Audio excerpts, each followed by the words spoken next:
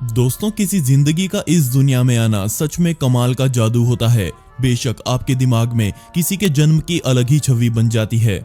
एक महिला किसी बच्चे को जन्म देने के दौरान दर्द से चिल्लाती रहती है और सच में उस दर्द को एक पुरुष कभी महसूस नहीं कर सकता। इसलिए कहा जाता है कि माँ से बढ़कर इस दुनिया में कोई नहीं है। बहरहाल, इंसानों के जन्म देने का सारा क्रियाकलाप आपको पता ही होगा, लेकिन क्या आपने कभी जानवरों को जन्म देते हुए देखा है? जी हाँ, मैं इंसानों से हटकर जानवरों की बात कर रहा हूँ, जो पूरी तरह से एक अलग ही क्रिया है। इस वीडियो को देखते हुए आप प्रकृति की के बारे में जानकर हैरान हो जाएंगे। आप शायद ये कहेंगे कि इंसान भी इस तरह जन्म क्यों नहीं दे सकते, लेकिन सच में मुझे ये वीडियो आप सभी को दिखाते हुए बड़ा अच्छा महसूस हो रहा है, क्योंकि आप इससे बहुत कुछ सीखने वाले हैं। वैसे क्या आपको पता है कि एक डॉग का बच्चा थैले से बाहर आता है या एक मादा हाथी सीधा अपने बच्चे को जमीन पर गिरा देती है? आज आप प्रकृति के कुछ जानवरों की जन्म क्रियाकलाप के बारे में जानने वाले हैं। इसे अंत तक देखते रहिए, क्योंकि आखिरी में आपको पता लगेगा कि एक लाल कंगारू का जन्म कैसे होता है। क्या आपको पता है कि एक हाथी अपने बच्चे को जन्म देने का समय आगे बढ़ा सकती है?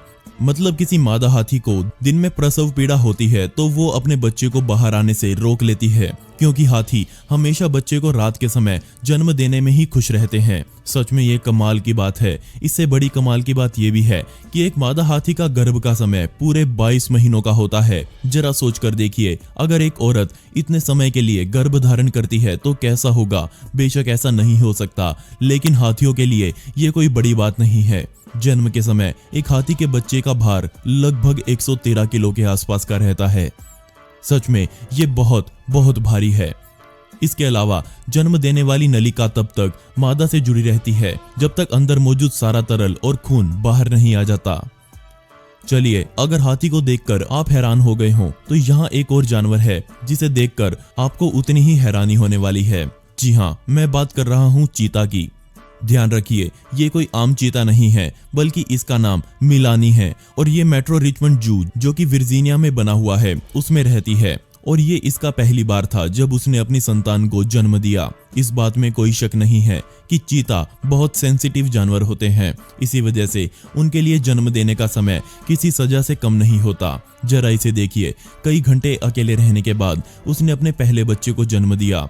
अपने पहले मौके पर ही उसने 5 बच्चों को एक साथ इस दुनिया में उतारा। जो फुटेज आपने देखी, ये 19 सितंबर 2014 की है। सच में ये कमाल का था।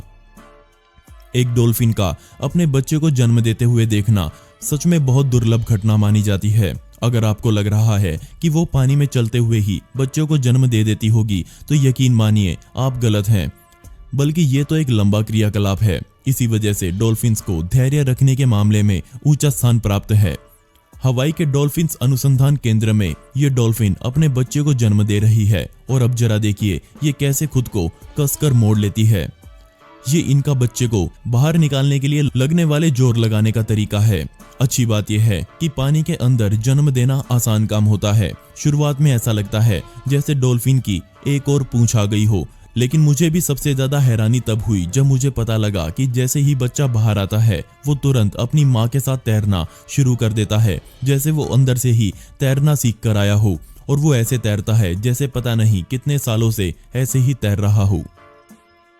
एक राइनोसोरस एक बच्चे को जन्म दे रही है। ये घटना बिल्कुल भी आम नहीं है।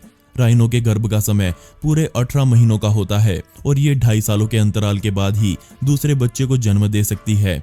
और यहाँ देखिए, एक 20 साल की साउथ अफ्रीकन राइनो अपने तीसरे बच्चे को जन्म दे रही है। ये कमाल की फुटेज हमारे पास नहीं होती अगर उस दिन सही समय पर कैमरा वहां नहीं लगाया गया होता तो।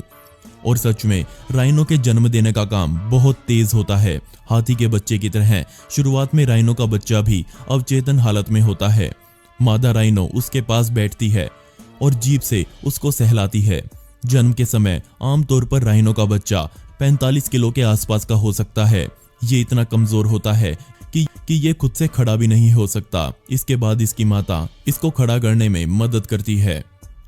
अब ये एक कमाल का दृश्य होने वाला है जब आप एक लाल कंगारू का जन्म होते देखने वाले हैं। क्या आप देखना चाहते हैं कि एक बहुत छोटा सा जानवर अपनी माता के थैले से कैसे बाहर आता है?